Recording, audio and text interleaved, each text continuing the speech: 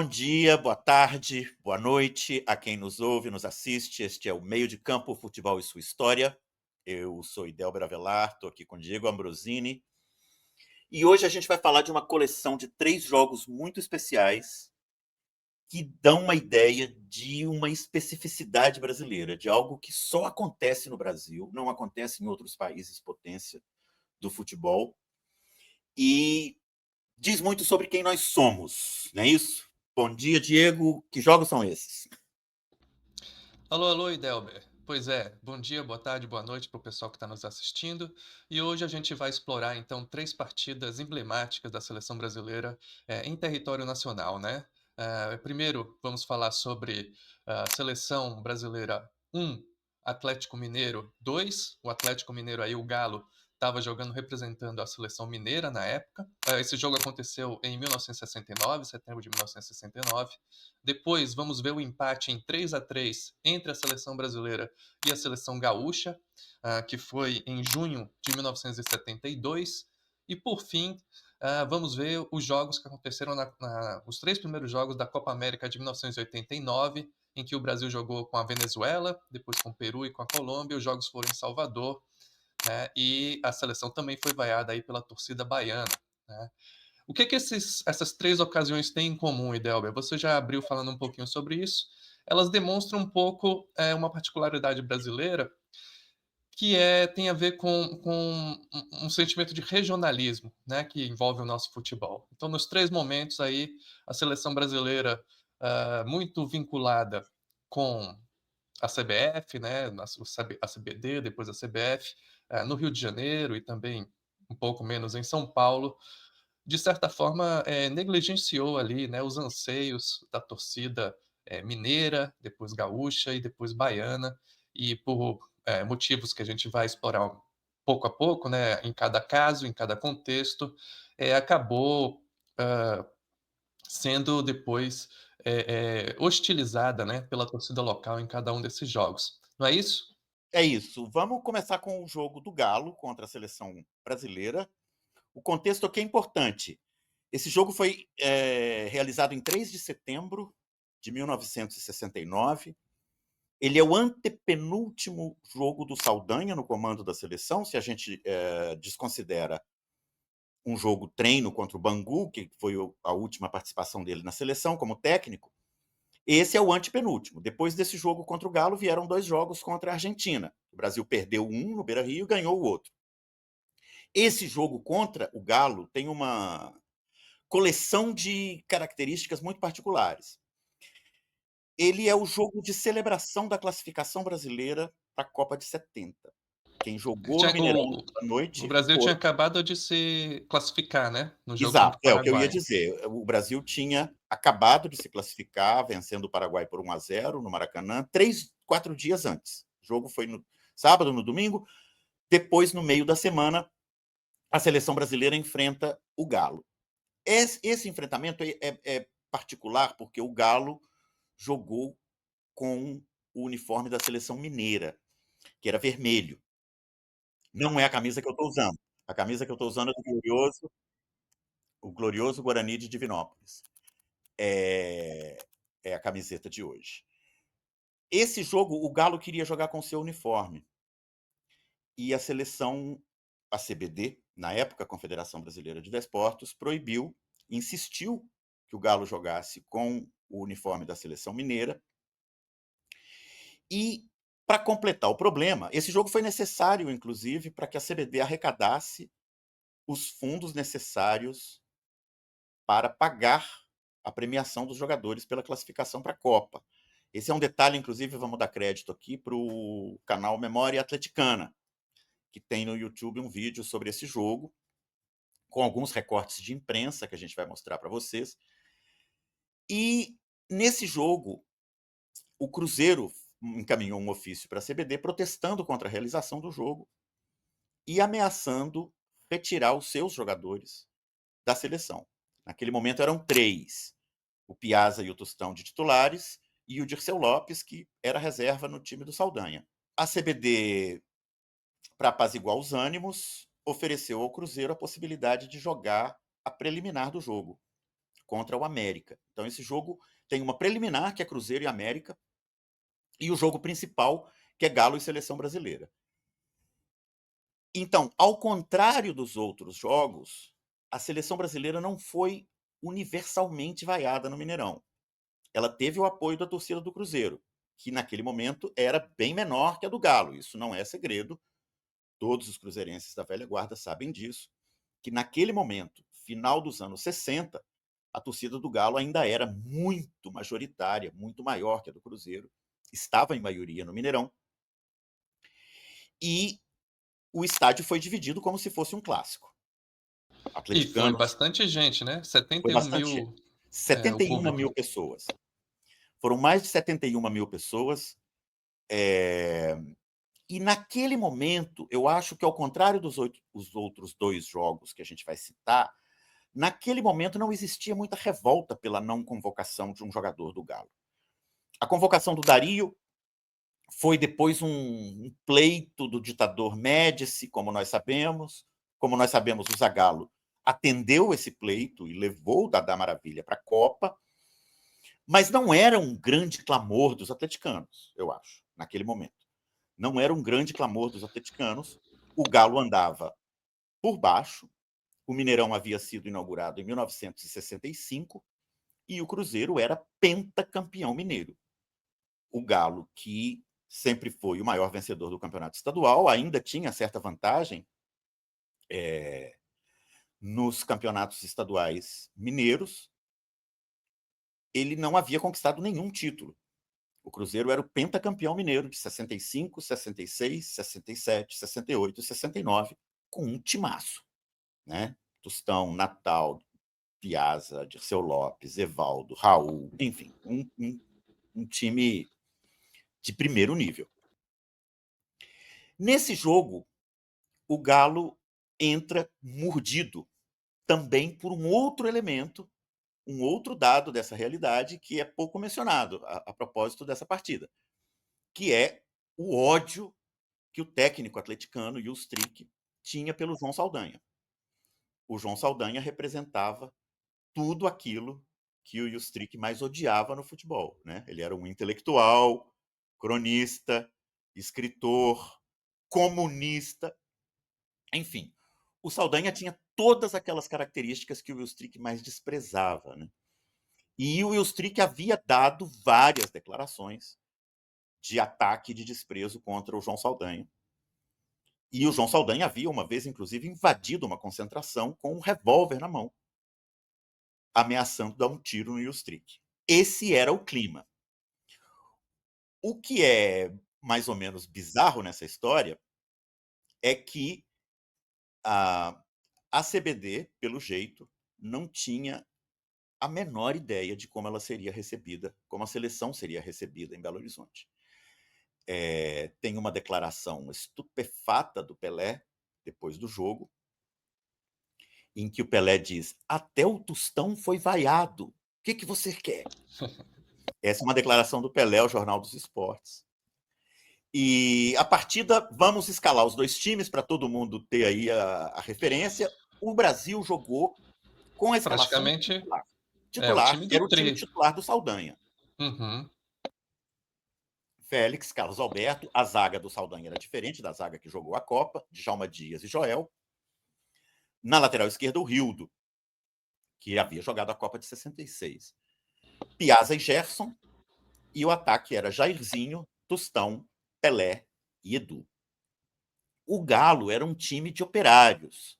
O técnico, como eu disse antes, era o Will Strick, ainda não era o Telê, mas a base era mais ou menos já uma base do time que seria campeão brasileiro 2 anos depois, 1971, no primeiro campeonato brasileiro disputado realmente como campeonato em formato de campeonato.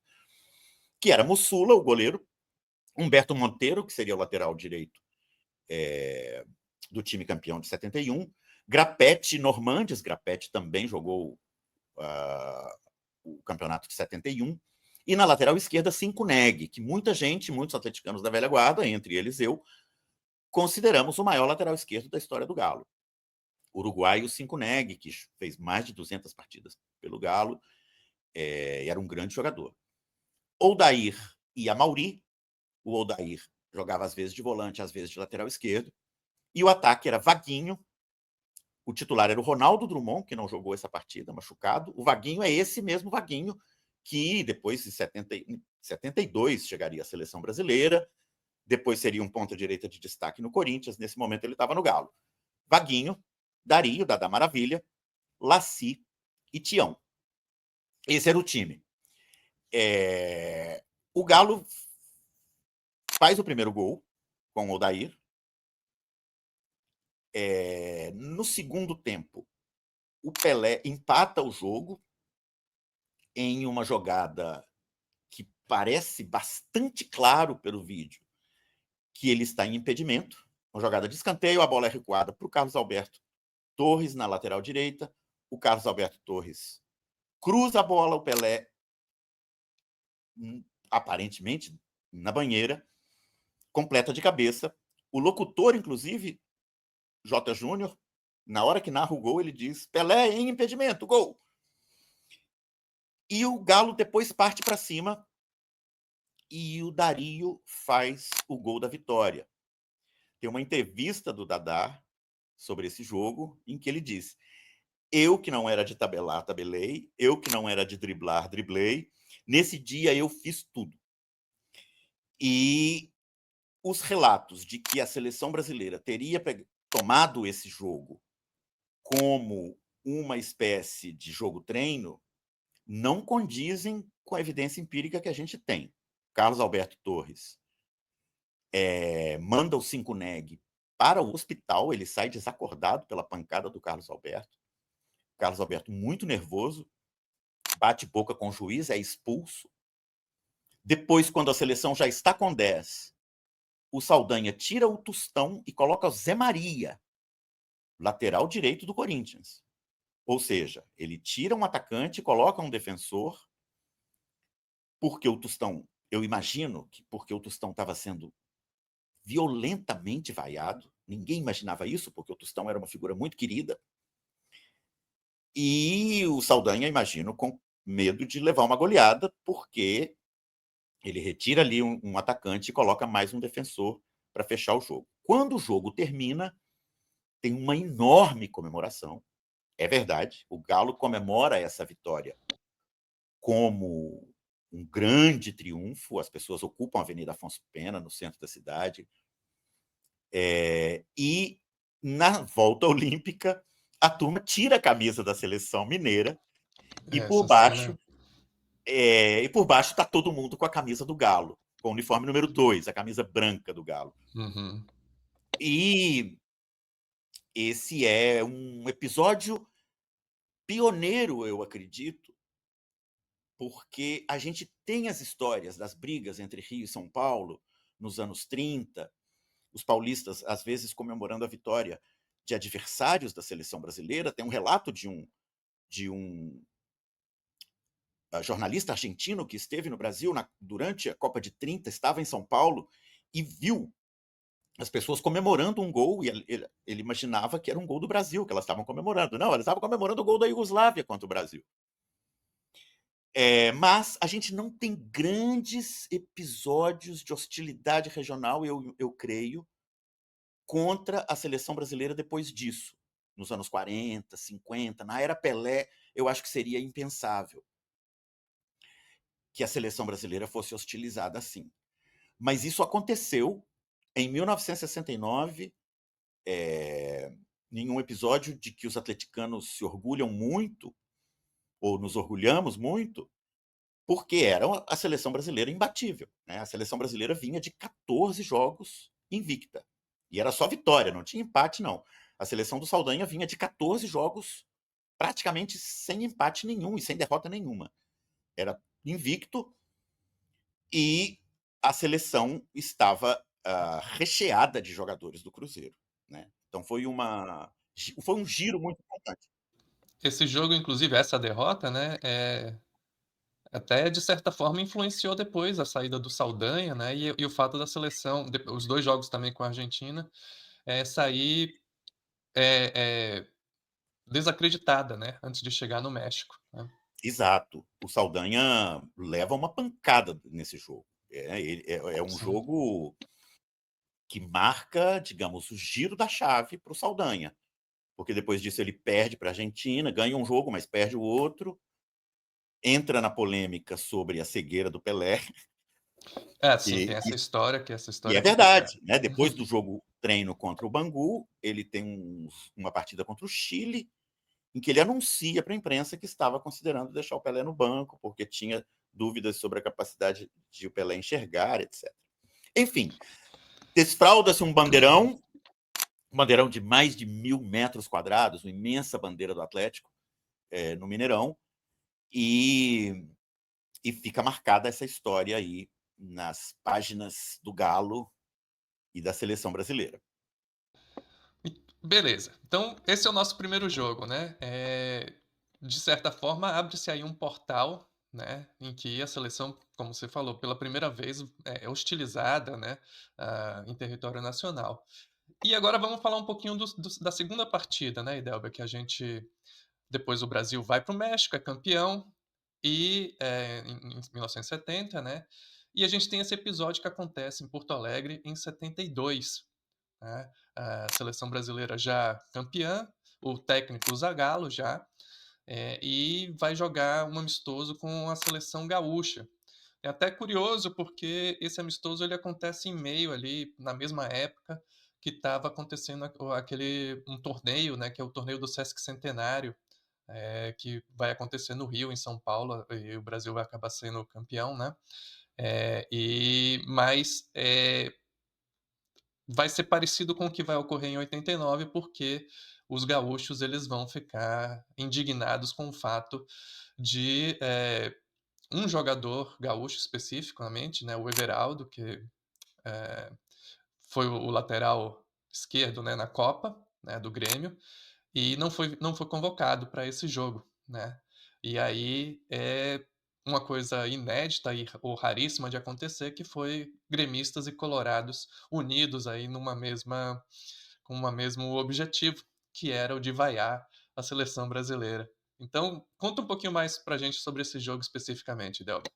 Essa é uma história impressionante, porque ele tem com o jogo anterior a diferença importante de que gremistas e colorados estavam unidos, completamente unidos. Você conversa com os gaúchos da velha guarda sobre esse jogo também, criminosamente, a gente só tem os gols. É, os dois primeiros jogos nós só temos os gols, né? Não temos o videotape completo, a gente reconstruiu aí a partida para vocês, vai estar reconstruindo, com base, claro, em leituras, em, em testemunhos, e da memória muito vaga que eu tenho dessa partida, da partida da seleção gaúcha, da seleção mineira. Galo, eu não tenho memória nenhuma. Em todo caso, nesse jogo de 72, tem o fenômeno que eu acho que não foi tão decisivo no jogo de 69, que é a não convocação do Everaldo. O Everaldo é o responsável pela estrelinha amarela na bandeira do Grêmio, né? Ele foi o lateral direito, o esquerdo, titular do time de 70, o que era coisa bastante difícil de acontecer naquele momento, especialmente para um jogador do Rio Grande do Sul, mais até do que para Minas Gerais. E ele não foi convocado para esse jogo, para esses torneios de 72. E os gaúchos ficaram absolutamente enraivecidos. Os testemunhos do Paulo César Caju, do Rivelino, do Jairzinho, do Zagallo sobre esse jogo são unânimes, assim, no susto que eles sentiram ao chegar ao Rio Grande do Sul. Em todos esses casos, né, que a gente está pegando hoje, é importante destacar que os técnicos, jogadores e dirigentes do eixo Rio-São Paulo não tinham a menor ideia do que ia acontecer, não tinha a menor ideia de qual era o estado de espírito. Isso realmente chama atenção, né? Quer dizer, você pega o time mais popular, o time mais popular de um estado, e vai fazer contra ele um amistoso, sendo que aquele time está sendo espancado há 5 anos pelo rival que tem 3 jogadores na seleção. E você acha que aquela equipe vai estender o tapete vermelho para você? Não vai, né, não E vai. agora no segundo caso, a coisa foi tão abismal que, gremistas e colorados se uniram, né, Se para uniram. defender, para vaiar a seleção da CBD, né. Exatamente. Então Foi também uma violento, assim. surpresa. Os testemunhos são assim. O Paulo César Caju, depois do jogo, disse: "Devolvam o meu passaporte, eu quero voltar para o Brasil", né. É nesse nível. O Zagallo, mal perdedor que ele era, né, ele não era um um profissional muito elegante na derrota, vamos dizer assim, ele reclamou do fato de que a seleção gaúcha tinha 3 estrangeiros, que era o chileno Figueroa na zaga, Uhum. o uruguaio Ancheta também na zaga, a parceria de zaga era hispano-americana, e o argentino Oberti na ponta esquerda. Então vamos lá escalar os times para a galera ter aí o registro, Isso, né? Esse jogo foi 17 de junho de de 72. 72. O Brasil tinha feito uma série de amistosos. O amistoso anterior tinha sido contra o Hamburgo, da Alemanha, no Mineirão. E esse amistoso é uma péssima palavra para caracterizar o que foi esse jogo, Não mas foi nada amistoso, né, não na foi nada verdade. amistoso. O Brasil jogou com Leão, Zé Maria, Brito, Vantuir, do Galo, e Marco Antônio, do Fluminense. O Marco Antônio O jogando no Marco Antônio que Maracanã, estava no lugar do do Everaldo. Everaldo. Né? O Marco Antônio jogando no Maracanã, em um time com um certo glamour, como era o Fluminense daquele momento, já começava a ser. O Fluminense tinha sido campeão do Robertão de 1970, ganhou a posição do Everaldo. Clodoaldo, Piazza e Rivelino, Jairzinho, Leivinha e Paulo César Caju. Não é uma escalação tão diferente assim da escalação que se firmaria para a Copa do Mundo de 74, que a gente já É tratou um aqui. híbrido entre 70 e 74, né. Isso. A seleção gaúcha foi de Schneider, que era o grande goleiro do Internacional naquele momento, Valdir Espinosa na lateral direita, que depois seria um técnico Depois seria técnico, né. importante do futebol brasileiro, né? Jogava no Grêmio. A dupla de zaga, Ancheta, uruguaio, do Grêmio, e Figueroa, chileno, do Internacional. Na lateral direita, o Everaldo, do Grêmio, que não havia sido convocado para a seleção. Na lateral Lateral esquerda, esquerda. Everaldo. Carbone, E do Inter. Tovar, também O do Inter. Carbone que seria técnico também, né, depois lá nos Isso. anos 80. O E o Tovar que Torino. era o Tovar e o Torino, sim. E o ataque, Valdomiro, do Inter. Claudio Miro, do Inter. E o argentino Oberti, do Grêmio. O técnico era o Sim, Mazinho, técnico do Grêmio. Perdão, o técnico era o Aparício Vianney Silva. Mazinho é o jogador do Grêmio que entrou no lugar do do Oberti. Alberti, sim. Essa partida é a seguinte, impressionante porque nos gols da seleção brasileira você vê o Jairzinho mostrando o Uhum. escudo da seleção para a torcida e xingando mesmo, dedo em riste e tal. A seleção gaúcha passa o jogo todo na frente ou empatada. Ela faz um gol, a seleção brasileira empata. Ela faz o segundo, a seleção brasileira empata. Depois, os gols são de Carbone, Jairzinho, depois Carbone de novo, Paulo César Caju empata pela segunda vez para a seleção brasileira. O Claudio Miro marca o que parecia ser o gol da vitória. Né? Parecia ser o gol da vitória. O time da seleção gaúcha comemorando muito intensamente. Eles queriam vencer aquele jogo para oferecer para o Everaldo. Né? O Everaldo, inclusive, é uma história muito triste, trágica, porque ele não viveria muito mais tempo depois daquilo. Né? O Everaldo Sim, sim. morreu em 1974, 2 anos depois, em um acidente de Um automóvel. acidente de carro, aham.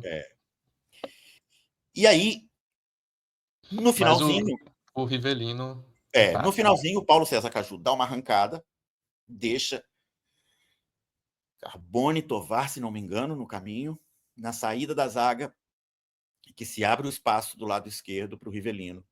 Ele toca para o Rivelino solta a bomba, já de dentro da área, sem chance para o Schneider. Uma 3 a patada 3, atômica. a patada atômica de dentro da área. Uhum. E o Cláudio Coutinho e o Chirol, que naquele momento eram parte Os da comissão. preparadores físicos, né?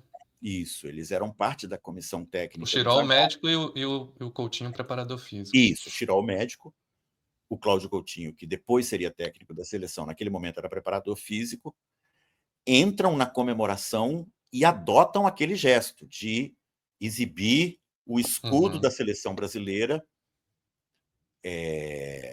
para a torcida, com o dedo em riste, às vezes gestos obscenos, e uma tensão tremenda. O que chama a atenção também nesse jogo é a total incompreensão, particularmente do Rivelino, demonstrada nas entrevistas posteriores. Ele vira e diz: é inconcebível, inacreditável que você vá jogar no Brasil e não tenha uma bandeira da seleção brasileira, sem entender, evidentemente, que para gaúchos, mineiros, baianos, pernambucanos, aquela não é a seleção brasileira. Não tinha nenhum jogador do Rio Grande do Sul ali. Não tinha nenhum jogador de Minas Gerais, com a exceção do Piazza, do Vantuir, que já estavam, digamos, bem incorporados à seleção, mas não era exatamente uma seleção brasileira, era uma seleção do eixo Rio-São Paulo.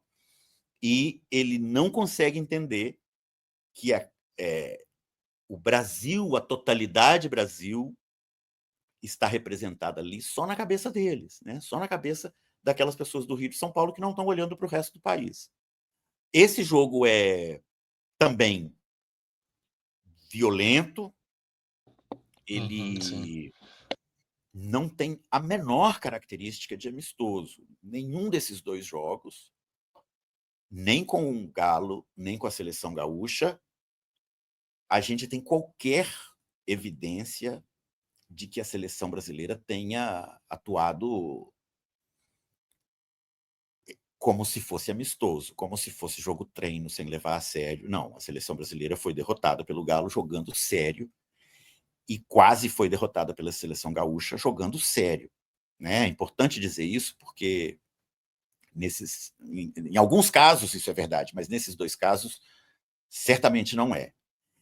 E ali eu acho que também fica marcado, fica claro no imaginário do centro do poder do futebol brasileiro que fora do eixo Rio-São Paulo a seleção brasileira é muitas vezes percebida de outra forma, né? E a E gente não veria sei se isso fica tão claro, né? Na verdade, para deveria ter eles, né? ficado. Bom, Mas considerando o que aconteceu em 1989, talvez não tenha exatamente. ficado mesmo, né? Então, essa Mas é a história que você vai nos a contar. torcida tentou demonstrar, né, tanto os A mineiros torcida. quanto os gaúchos, mas a CBD e a CBF nem sempre escuta a torcida, de fora do eixo, né, Idelber? Nem sempre. Baseado nisso, isso mudaria um pouco, né, em 1980, com a chegada do Tele à seleção. Eu Sim, acho que sim. quando entra o Tele, o presidente da CBF, que é naquele momento que muda o nome, né, de CBD para CBF, 1980, 79, 80. exato. Na gestão de 80 entra o Giulite Coutinho, que Jolite Coutinho. apesar de ser carioca, é um sujeito com uma leitura mais, eu digo apesar de ser carioca, porque o eixo dominante brasileiro do Rio São Paulo não necessariamente via, não necessariamente via o Brasil todo com atenção, mas o Giulite Coutinho era um cara que sim via um pouco melhor as coisas. O Tele monta uma seleção que é mais representativa do melhor futebol que se joga no Brasil, chama jogadores gaúchos, chama jogadores mineiros e, e muda um pouco o teor da seleção. No entanto, nos anos 90, a coisa já ou seja, já no final dos anos 80, depois que o Tele volta da Copa de 86 e o comando da seleção é trocado, a coisa muda um pouco de figura já também para o outro lado da balança, né, para esse predomínio mais exacerbado do eixo Rio-São Paulo. E aí acontece esse jogo de 89, que você vai É. nos contar, porque você conhece esse jogo de primeira mão. Pois é, Idelber, na verdade esse jogo, a Copa América de 89, eu vou contar porque eu estava lá em loco, né. Então, eu sou torcedor do Bahia, né, e sou bem dessa geração que viu o título de 88, eu tinha 13 para 14 anos, e o Bahia foi campeão brasileiro e depois, acabou acontecendo esse episódio aí durante a Copa América, né.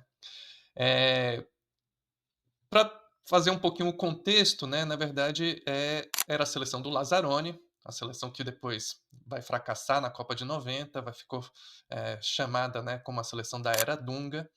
E o Lazzaroni ele, se torna técnico da seleção, também, vale mencionar que o presidente da CBF aí nesse momento era o Ricardo Teixeira tinha acabado de assumir o mandato, né? Então é o início do trabalho dele como presidente da CBF.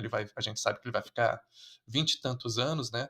Mas ali era bem o início. E ele coloca o Lazzaroni. O Lazzaroni tinha sido técnico do Vasco. O diretor de futebol da seleção da CBF era o Eurico Miranda, né? E o Lazzaroni assume a seleção em março de 89.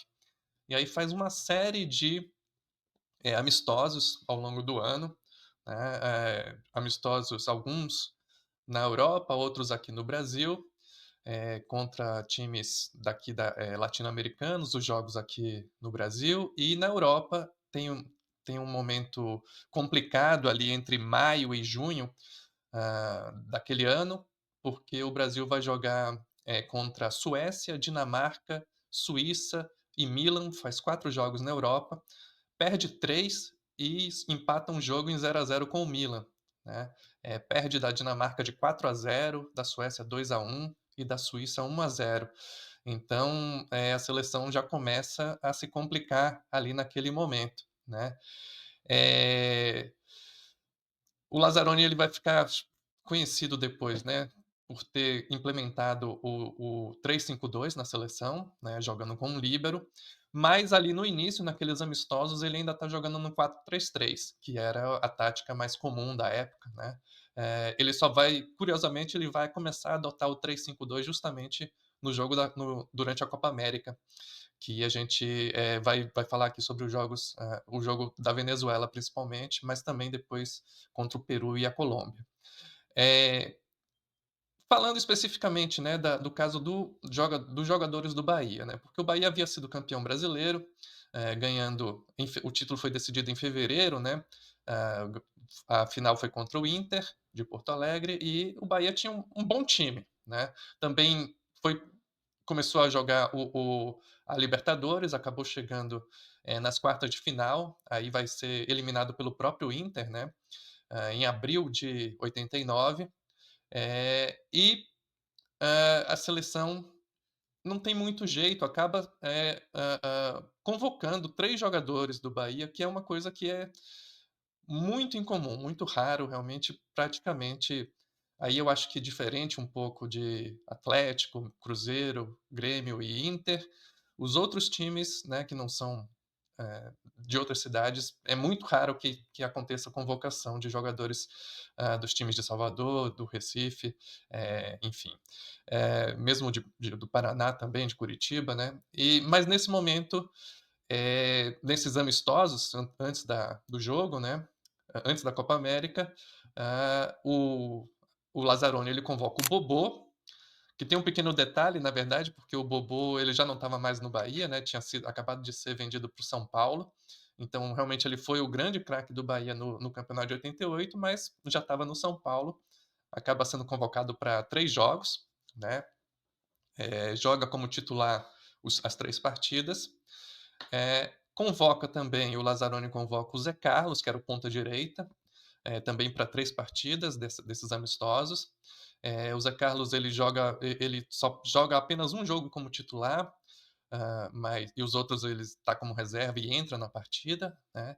E é a figura principal da nossa história aqui, que é o Charles, né, o Charles centroavante, que era um centroavante, bem jovem aí naquele momento, tinha apenas 21 anos, inclusive ele era um foi um jogador que era da base do Bahia, muito identificado com a torcida e que, ele não começa o campeonato de 88 como titular, é a torcida que pede a entrada dele, ele acaba entrando, e é importante do meio para o final do campeonato, então era um xodó da torcida, né. E o Lazzaroni então convoca o Charles depois a gente sabe vai jogar no Cruzeiro muito tempo, vai jogar até no Boca Júnior, né, tem uma história famosa porque o Maradona compra o passe dele e leva para o Boca, se bem que no Boca ele não tem muito sucesso. E o Lazzaroni convoca então o Charles para cinco amistosos dessa lista de amistosos que a seleção joga antes da Copa América.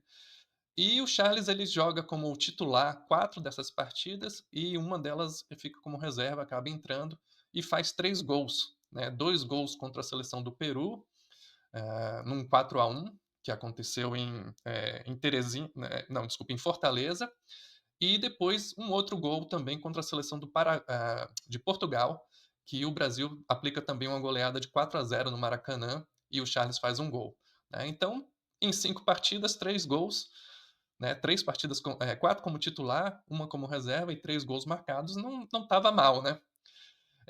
E com isso, então, vem o momento da Copa América. A Copa América começa em 1º de julho desse ano, né, e os 3 primeiros jogos estavam marcados para acontecer em Salvador.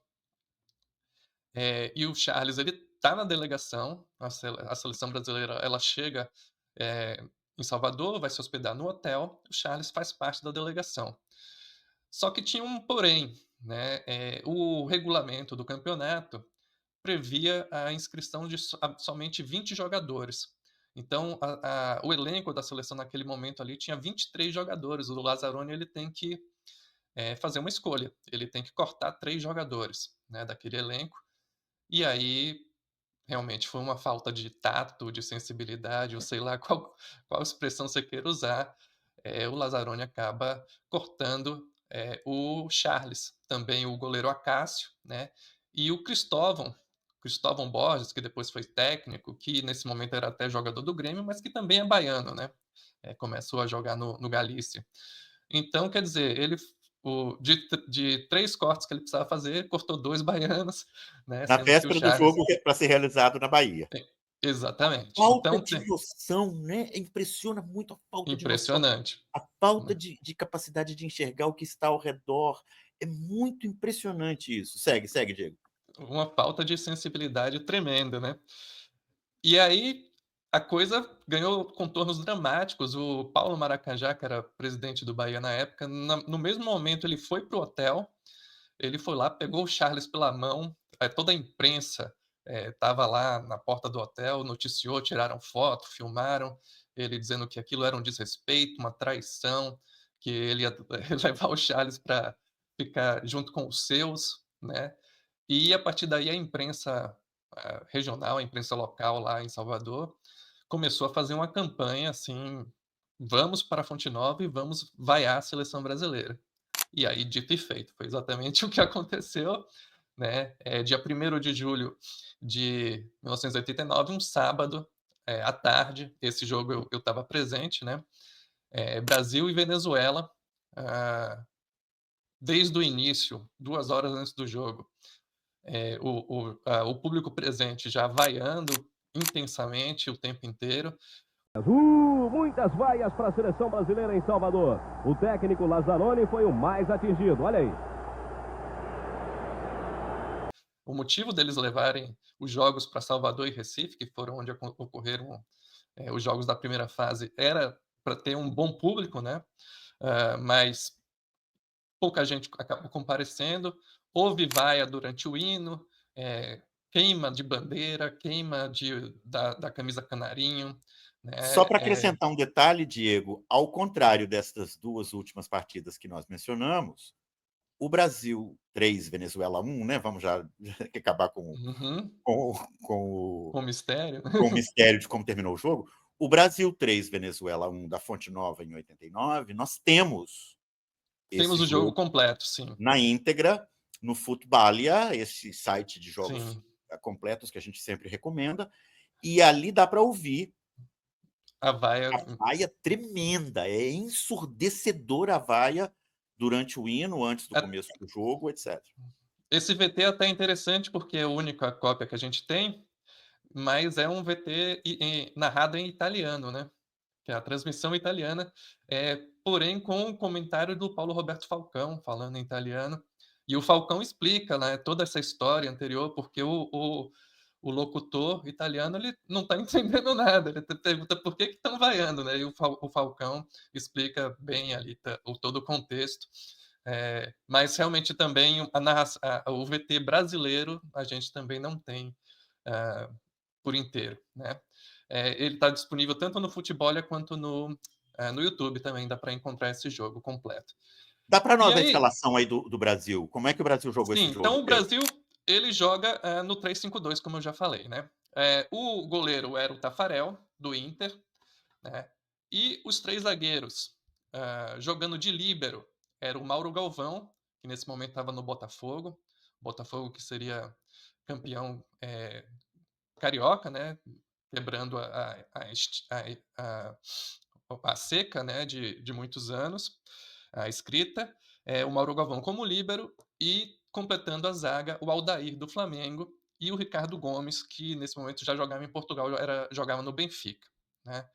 No meio de campo, as duas alas, né, que eram os laterais, haviam sido transformadas em alas. Na direita estava o Mazinho, que o Mazinho do Vasco, né, depois ele vai jogar no meio de campo, tanto na seleção de 94, como depois quando ele vai para o futebol espanhol, mas ele começa como lateral direito no Vasco, o Vasco que inclusive vai ser campeão brasileiro nesse ano, em 89, né, e na ala esquerda é o Branco que também jogava no Porto nesse momento, né? O Branco antes do Fluminense, né? E no meio, completando o meio de campo, o Dunga na cabeça de área, o Dunga que vai ficar marcado ali como o epítome dessa seleção, né? A chamada era Dunga, que o Dunga, né, inicialmente começa a carreira no Inter, mas nesse momento já era um jogador experiente, estava jogando na Fiorentina da Itália e completando o meio de campo, o Valdo, que vai ser titular durante toda a campanha. O Valdo jogava no Benfica. E o Giovani, nesse momento aí do Vasco. Né? O Giovani ele vai jogar durante os primeiros jogos, os jogos que tanto em Salvador quanto em Pernambuco, mas depois ele vai ser substituído pelo Silas. O Silas é em São Paulo, mas que nesse momento já estava jogando também em Portugal, no Sporting. E o Silas vai jogar os últimos jogos, que vão acontecer todos no Maracanã, que vai ser um quadrangular final, quando o Brasil vai acabar sendo campeão, né? E no ataque é a dupla Bebeto e Romário, que foi titular durante todo o torneio, tirando ali o segundo jogo, o jogo contra o Peru, não, perdão, no jogo contra a Colômbia, o terceiro jogo, em que o Lazzaroni tira o Bebeto e o Romário e coloca o Renato Gaúcho, e o Baltazar do Grêmio, né, o chamado artilheiro de Deus do Grêmio. O Baltazar ele acaba entrando nessa primeira partida no lugar do Romário durante o decorrer da partida, né, contra a Venezuela. Então esse time do Brasil, até pelo fato, né, de estar começando a utilizar essa formação com três zagueiros, e não era uma prática, o futebol brasileiro não jogava com 3-5-2, nunca jogou com líbero, foi algo que o Lazzaroni tirou da cabeça dele, né, e resolveu fazer essa experimentação. O Brasil realmente joga muito mal, né, então tem ali uma mescla, né, entre uma tática que era totalmente alienígena para os jogadores brasileiros e do outro lado a pressão da torcida, que realmente a torcida ela vai à seleção nos três jogos, tanto contra a Venezuela quanto o Peru e a Colômbia. Peru e Colômbia são dois jogos que acontecem à noite, na segunda-feira e na sexta-feira seguinte, e terminam em 0-0. São jogos terríveis, a seleção não acerta nada, erra mais de 50 passes por partida, né? É bom que a gente mencione também que o gramado da Fonte Nova nesse momento estava em condições tenebrosas, né? Mês de junho é mês de muita chuva em Salvador, junho, julho, e o gramado estava terrível, então também não ajudou muito, né? Então tem esses fatores que acabaram contribuindo aí. E o futebol que a seleção apresenta ah, nesses 3 jogos é realmente de chorar, né. No primeiro jogo, com toda aquela vaia que estava, acontecendo no estádio, o Bebeto, né, que o Bebeto é baiano também, né, começa na base do Vitória, ele faz um gol logo aos 2 minutos contra a Venezuela, e a comemoração dele também é uma comemoração até bem parecida com o que a gente viu no jogo, eh, tanto no jogo contra o Galo, como também no jogo contra a seleção gaúcha, porque ele vai, mostra o escudo e ele grita com a torcida, né, Ele tem uma coisa. declara depois do jogo que ele sentiu vergonha de ser baiano, ele disse uma coisa assim depois da Exatamente, na partida, a né. entrevista depois do jogo ele fala: "Eu tô até envergonhado de ser baiano", né, ou algo nesse sentido também. Então uma comemoração bem, eh eh, jogando os cachorros aí pra torcida. Depois o Brasil amplia com o Giovani marcando de pênalti, ainda no primeiro tempo, e no segundo tempo, aos 12 minutos, o Baltazar faz um gol que até na reportagem do Fernando Vanucci, que a gente vê do Globo Esporte, ele diz: "Esse é um daqueles gols que até minha mãe faria", é como ele costumava dizer, que é com gol vazio. E nesse jogo especificamente se tem uma situação, porque pela primeira vez na história a Venezuela marca um gol na seleção brasileira. O atacante Maldonado, que era um uruguaio, naturalizado venezuelano, ele dribla o Tafarel, depois que o Mauro Galvão escorrega no gramado, molhado, ele dribla o Tafarel e faz o gol. É a primeira vez na história que a Venezuela faz um gol na seleção. Então, é isso, Delber. Na verdade, são 3 partidas em que a seleção é basicamente hostilizada em Salvador, né, por conta do mesmo tipo de insensibilidade, me parece, que a CBD e a CBF às vezes costumam, demonstrar, né, com relação a aos outros territórios, as outras regiões do nosso país. E, eh, no fim das contas, a seleção acaba se recuperando nos jogos seguintes, vai ser campeão da Copa América, perante o Uruguai, mas para sempre ficaram marcados esses 3 primeiros jogos aí. E é curioso, porque acontece no Brasil algo que você não esperaria à luz de experiências, comparáveis de países europeus que são potências do futebol e que têm sólidas minorias regionais linguisticamente marcadas ou etnicamente marcadas. Ou seja, você esperaria, por exemplo, que a seleção espanhola fosse vaiada na Catalunha, ou fosse vaiada na Galícia, ou fosse vaiada no País Basco, e isso, em geral, não acontece, né. Na Argentina é impensável, na Argentina é impensável, impensável, de Jujuy até Tierra del Fuego, de Mendoza a Santa Fé, ninguém na Argentina vai vaiar a seleção argentina. Eu acho que teria uma única exceção que me vem à memória agora, que foi na semifinal da Copa de 90, né, Itália e Essa Argentina história em ela é ela Nápoles. é ela é polêmica, né, muita É, gente diz que, na verdade, o estádio em Nápoles apoiou fortemente a seleção azul, italiana, que sim. botaram faixas "Desculpe, Diego, mas somos italianos", tarará. Existem Desculpe pequenos, Diego parece que Maradona, não existiram sou eu, né. pequenos bolsões de apoio à seleção argentina, mas esse é um episódio que valeria a pena a gente investigar um dia, para ver Com realmente o que que é certeza. mito, o que que é realidade. Mas, em todo caso, a Itália, que tem um forte antagonismo entre norte e sul, a seleção italiana não é vaiada no sul, apesar do norte ser dominante. A seleção alemã nem se fala, né? Nem se fala. A seleção argentina nem se fala. A seleção argentina é impensável realmente que uma parcela da população torça contra a seleção do país. Não acontece na Espanha, mesmo com toda a tensão, digamos, multilinguística própria da estrutura política espanhola, mas o Brasil tem essa característica, né? Um naco minoritário, mas significativo, da população boleira brasileira, torce ou já torceu contra a seleção. Você já torceu nesse episódio que você acaba de narrar. Sim. Eu já torci, não por razões regionais, mas por razões futebolísticas, digamos. Quando é Filipão ou Parreira, eu não consigo torcer. O Zagallo, né?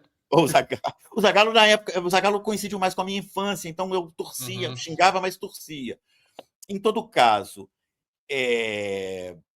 esses motivos regionais, eu acho, foram se diluindo ao longo do tempo, porque hoje em dia os jogadores vão para a Europa de qualquer jeito, não faz muita diferença de Sim, onde isso eles muda vierem. muito. Isso muda muita coisa, né? Mas o Brasil continua sendo, até hoje, um país em que um naco minoritário, mas significativo da população, torce contra a seleção nacional. E a gente acabou de contar para vocês como é que isso começou. Se você não sabia de onde vinha, agora você sabe. É Aqui isso, pelo meio. pessoal. É Fomos isso. aqui, relembramos essas 3 ocasiões e voltaremos, né, nos próximos episódios a repisar outros momentos curiosos da história da seleção ou de clubes, né, ou da história do futebol em geral. Como a gente sempre faz, a gente pede que vocês deixem o seu like aí, curtam, assistam, né? Vale lembrar, para salvar a playlist do nosso podcast Meio de Campo, na plataforma do Meio, no YouTube. Dessa forma você pode ter acesso aí a todos os nossos episódios. E voltamos na próxima semana, né, Idelber? Com mais Voltamos em algum breve. tema interessante. Um abração, Valeu. boa Um tarde, abraço a bom dia, todos. boa noite. O julgamento de Jair Bolsonaro está chegando e com ele uma pergunta importante vem à tona. Após mais uma tentativa de golpe, quais são as forças que fazem a nossa democracia seguir firme? Apesar das disputas políticas intensas, é fundamental reconhecer os avanços que a nova república trouxe para o Brasil. Eleições livres, liberdade de imprensa, fortalecimento institucional e a garantia dos nossos direitos fundamentais. Milhares de pessoas já assistiram ao documentário Democracia, uma história sem fim, que reúne cientistas políticos, jornalistas, grandes especialistas para refletir sobre os desafios atuais, as conquistas históricas e os caminhos possíveis para fortalecer ainda mais o regime que define quem somos como país. Não fique de fora dessa conversa essencial para compreender melhor este momento político e valorizar a democracia que construímos juntos. Já disponível no Meio Prime.